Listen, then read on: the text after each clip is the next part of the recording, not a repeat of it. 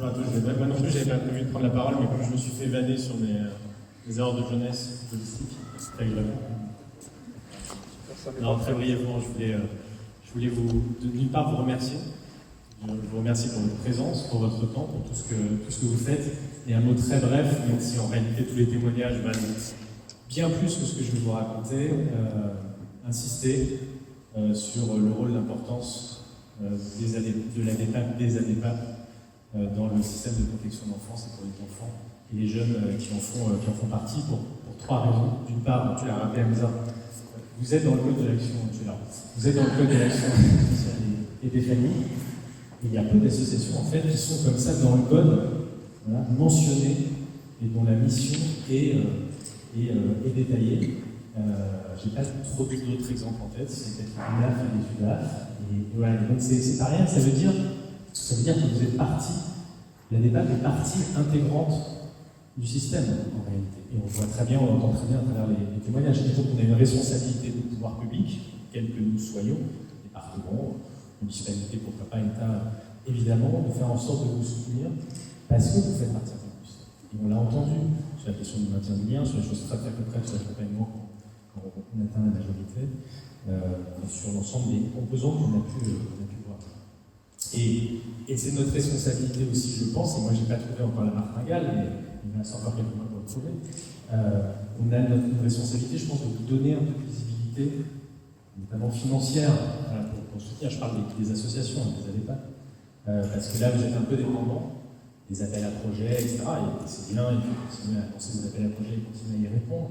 Mais moi j'aimerais qu'on trouve un système, comme cette partie intégrante du système, justement, qui vous donne un peu de visibilité, de stabilité, pour mettre en place tous les projets qui sont Deuxième truc important sur le rôle que les ADEPAP ont, c'est évidemment, et ça a été très bien exprimé par les jeunes qui prenaient la parole, c'est la question de la paire aidance, un terme un peu barbare, mais auquel moi je crois beaucoup. J'ai travaillé sur d'autres politiques publiques dans d'autres champs avant d'aller bosser sur la protection de l'enfance, et je crois beaucoup à la nécessité, effectivement, de s'appuyer sur l'expérience et sur le vécu des jeunes eux-mêmes. Voilà.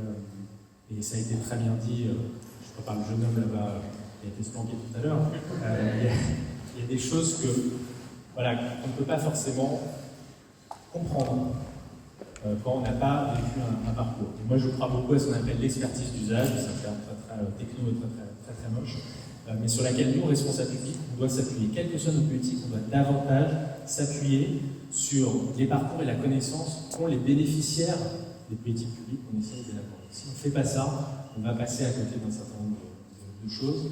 Et donc là, je crois beaucoup aussi à la paire aidance, à la paire guidance, à la paire expertise. Donc ça, c'est un terme un peu barbare, mais très très important. Et je pense que les pouvoirs publics évoluent, parce que ce n'est pas du tout dans la culture administrative, politique, quel que soit le niveau, de faire ça. Et je pense que c'est en train depuis un certain nombre d'années d'évoluer, il faut qu'on fasse de plus en plus. Et c'est la raison pour laquelle, et ça a été mentionné, je te remercie, pour laquelle moi je m'évertue depuis 3 ans, à essayer de faire en sorte qu'on apporte un peu plus d'attention à la parole des enfants. La parole des enfants dans notre pays, elle n'a jamais été culturellement, c'est pas qu'en France, culturellement, elle n'est pas beaucoup prise en considération, on ne lui apporte pas beaucoup de crédit. Je ne parle pas que de la protection d'enfance, c'est globalement, et c'est la même chose en protection d'enfance. Et la prise en compte de la parole de l'enfant, c'est un enjeu de société. On voit d'ailleurs dans les sujets autour de la libération de la parole, contre l'inceste, etc. La question de la parole de l'enfant, elle est assez cruciale.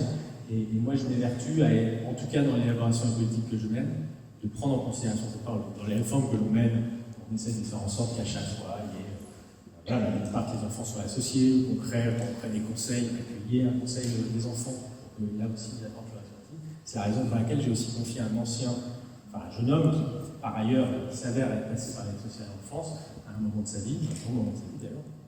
Je lui ai confié une mission justement sur le recueil de la parole. C'est Gauthier, les jeunes qui ont été, je cherche du regard, les jeunes femmes qui ont pris la parole tout à l'heure, voilà, vous êtes là, voilà, pardon. Voilà, je pense que vous avez rencontré Gauthier au ministère.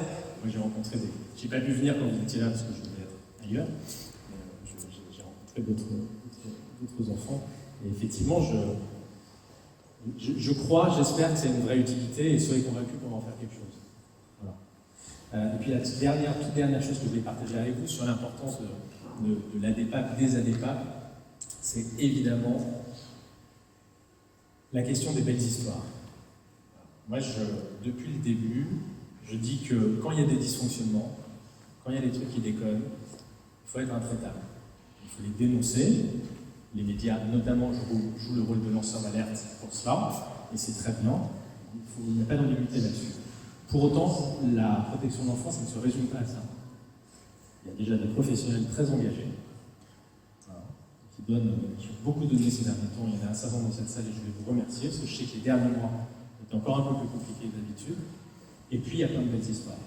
Voilà. Et vous en êtes la démonstration.